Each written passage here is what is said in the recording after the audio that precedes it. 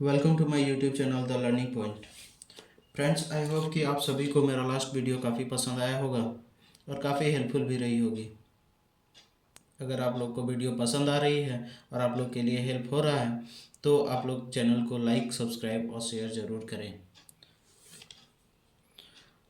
तो last video में हम लोग पढ़े थे part 1 diversity in living organism का। अब इस वीडियो में हम लोग पढ़ेंगे डाइवर्सिटी इन लिविंग ऑर्गेनिज्म का सेकेंड पार्ट।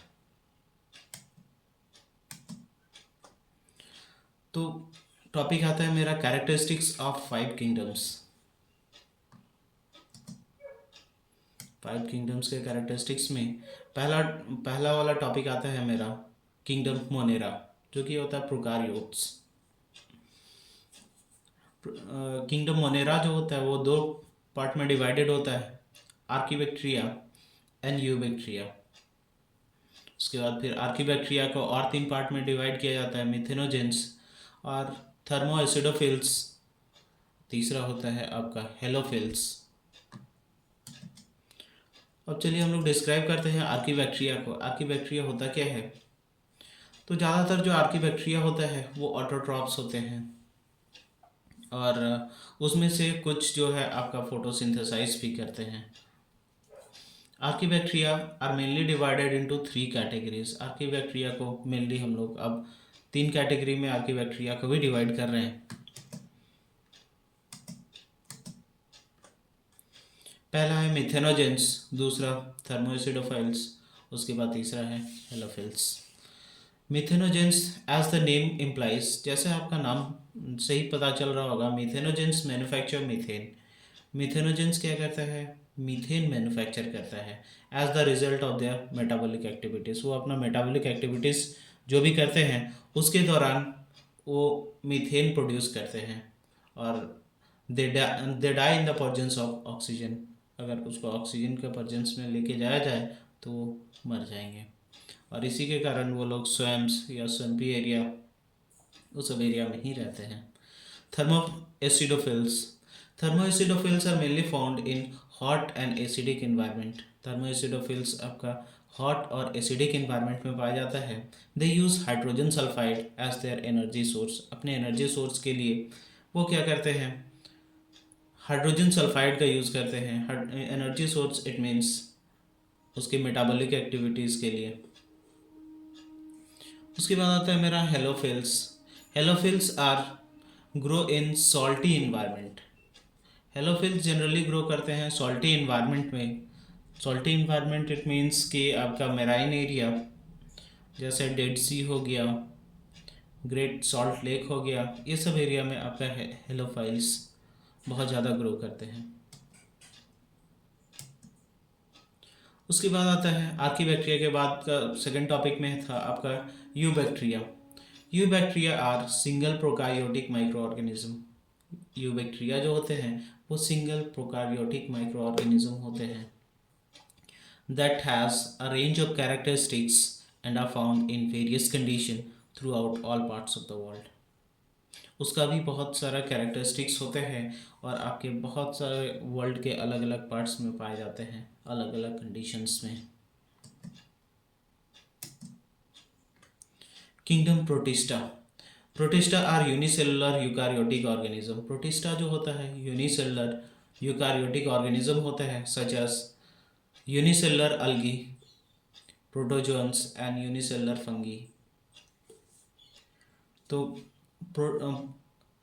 प्रोटिस्टा जो होता है वो यूनिसेलुलर होता है। मतलब यूनिसेलुलर बोलने का मतलब होता है एक ही सेल का होता है वो, उसका पूरा बॉडी और जितना भी उसका मेटाबॉलिक एक्टिविटीज़ या जितने भी उसके ऑर्गन होते हैं वो उसी के एक सेल में ही होता है और उसी से वो अपना लाइफ चलाता है। They are mainly autotrophic and heterotrophic organism.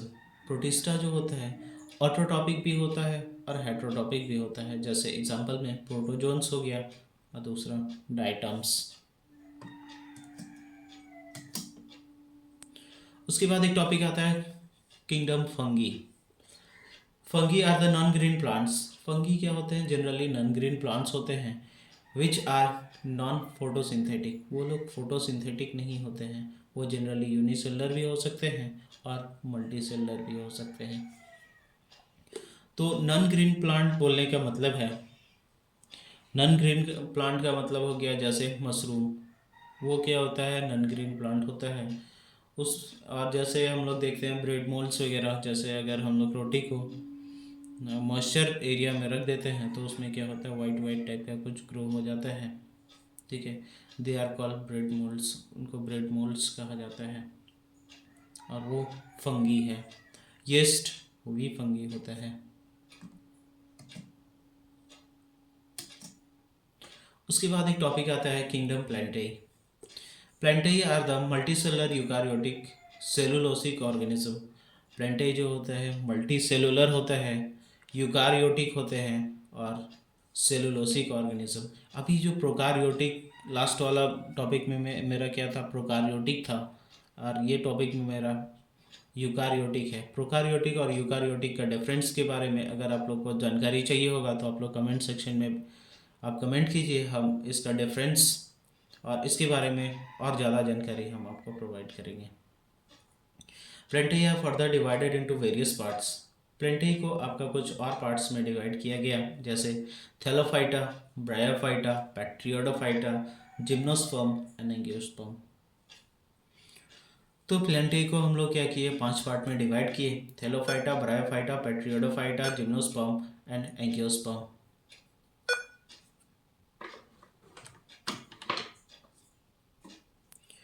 Thallophyta, Thallophyta में क्या है, plant body do not contain well differentiated organs such as root, stem, leave etcetera. Thallophyta जो होते हैं एक ऐसे ऑर्गेनिज्म या प्लांट के कैटेगरी में प्लांट के कैटेगरी में आ रहे हैं जो कि जिसमें आपका रूट फॉल्स रूट होता है, जिसमें रूट एक्चुअली में नहीं निकला हुआ होता है, आपको पता नहीं चलेगा कि उसका रूट्स भी है। उसके बाद आपका उसका लीव्स भी होते हैं, और जैसे और भी उसके जो बॉडी के पार्ट्स होते हैं वो आपका पूरा कंफर्म आपको दिखेगा नहीं कि वो उसके पार्ट्स हैं, फॉल्स होते हैं ये सब, जैसे आपका अलगी में होता है। Bryophyta, bryophyta are the small multicellular terrestrial plant. Bryophyta जो होता है स्मॉल मल्टीसेलुलर होता है और टेरेस्ट्रियल प्लांट होते हैं, ज़मीन में पाए जाने वाले, और वेल डिफरेंटेड ऑर्गन्स होते हैं इसमें लेकिन ये वस्कुलर नहीं होते हैं। वस्कुलर नहीं होने का मतलब हुआ इसमें जाइलम और फ्लोएम जो टिश्यू होता है वो पाया नहीं जाता है। बाकी इसमें जो प्लांट का जो पार्ट्स होते हैं वो आपको सभी दिखेगा, लेकिन उसमें वस्कुलर टिश्यू नहीं होते हैं या वस्कुलर ऑर्गन्स नहीं होते हैं। Patriodophyta, they have well differentiated body organs such as root, stem and leaves contain vascular bundle. Patriodophyta जो है इसमें क्या है, आपका वेल डिफरेंटेटेड बॉडी ऑर्गन्स दिखेगा, रूट, स्टेम, लीव्स वगैरह सब कुछ दिखेगा, और इसमें वस्कुलर बंडल्स भी होते हैं, मतलब जाइलम फ्लोएम वगैरह भी हमको इसमें दिखेगा। उसके बाद आता है gymnosperm. Gymnosperm are the plant with naked seed. Gymnosperm क्या होता है, एक ऐसा प्लांट होता है जिसका सीड जो होता है वो नेकेड होते हैं, मतलब फ्रूट के अंदर नहीं होते हैं, फ्रूट से बाहर होते हैं, बस उसका एक छिलका बाहर में होता है, उसके बाद आपको वो सीड दिखेगा, वो हो गया आपका जिम्नोस्पर्म। और नेक्स्ट में आता है एक angiosperm. Angiosperm are the plant that bear seeds within the fruits of the plant. Angiosperm जो हो गया एक ऐसा प्लांट होता है जिसमें उसका फ्रूट होता है और उसके फ्रूट के अंदर ही उसका सीड होता है। उसके बाद आता है difference between the gymnosperm and angiosperm. Gymnosperm और एंजियोस्पर्म के बीच में हम लोग कुछ डिफरेंसेस है वो हम लोग देख लेते हैं। Gymnosperm, the seed are naked. Gymnosperm का जो सीड होता है वो नेकेड होता है, और एंजियोस्पर्म का जो सीड होता है वो आपका फ्रूट के अंदर होता है। ये बेसिक डिफरेंस है। These are non flowering plants. Gymnosperm क्या होते हैं, नॉन फ्लावरिंग प्लांट्स होते हैं, इसमें फ्लावर नहीं आते हैं, और एंजियोस्पर्म जो होते हैं उनमें फ्लावर आते हैं। एंजियोस्पर्म के जो प्लांट होते हैं उसमें आपका फ्लावर आते हैं। Example does not have xylem does not form vessels in gymnosperm. Xylem आपका वेसल्स नहीं बनाता है आपका जिम्नोस्पर्म में, और जाइलम जो होते हैं वेसल बनाता है एंजियोस्पर्म में। मतलब इसमें वेसल्स नहीं होते हैं, उसमें वेसल्स होते हैं। The ovules are not contained in ovary. Ovary में, जिम्नोस्पर्म में का जो ओवरी है उसमें ओव्यूल नहीं होता है, और एंजियोस्पर्म जो होता है उसका ओवरी में ओव्यूल होता है। तो उसके बाद नेक्स्ट टॉपिक आता है मेरा एंडोस्पर्म और हैप्लॉइड। एंडोस्पर्म जो होता है वो हैप्लॉइड होता है, और इसका जो एंजियोस्पर्म का एंडोस्पर्म जो होते हैं वो ट्रिप्लॉइड होते हैं। ये जो हैप्लॉइड और ट्रिप्लॉइड है इसमें बेसिक थोड़ा सा डिफरेंसेस आता है। जैसे हैप्लॉइड होता है उसमें सिंगल सेल क्रोमोसोम होते हैं, और उसमें ट्रिप्लॉइड में डबल सेल जो होता है उसको डिप्लॉइड बोलते हैं, और ट्रिप्लॉइड में एक एक्स्ट्रा आ जाता है क्रोमोसोम का पार्ट्स, उसको हम लोग बोलते हैं ट्रिप्लॉइड। उसके बाद एक टॉपिक आता है angiosperm are divided into two parts. Angiosperm को आपका दो पार्ट में डिवाइड किया गया। पहला एक आया मोनोकोटिलेडोन्स, और दूसरा है डाइकोटिलेडोनस।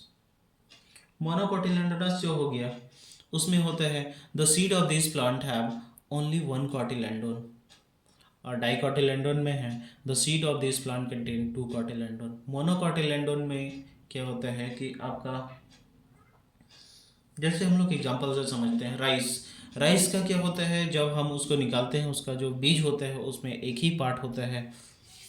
और जैसे मान लेते हैं मैंगो, मैंगो का बीज को अगर हम लोग तोड़ते हैं तो उसमें मेरा दो पार्ट दिखाई देता है, दो कोटिलेडोन दिखाई देता है।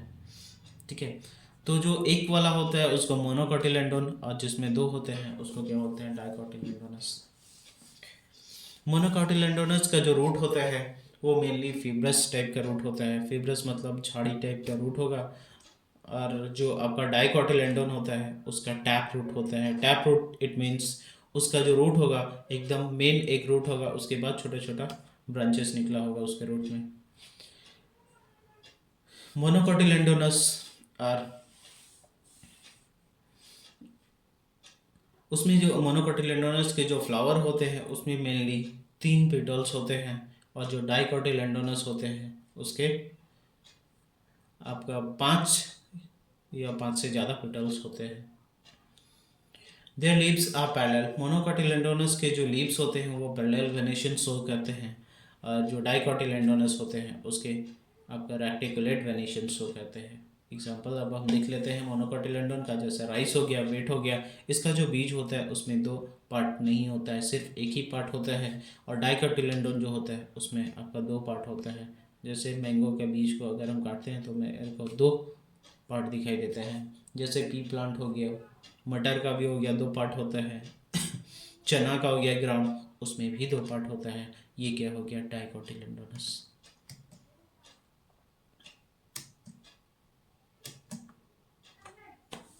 Thank you friends.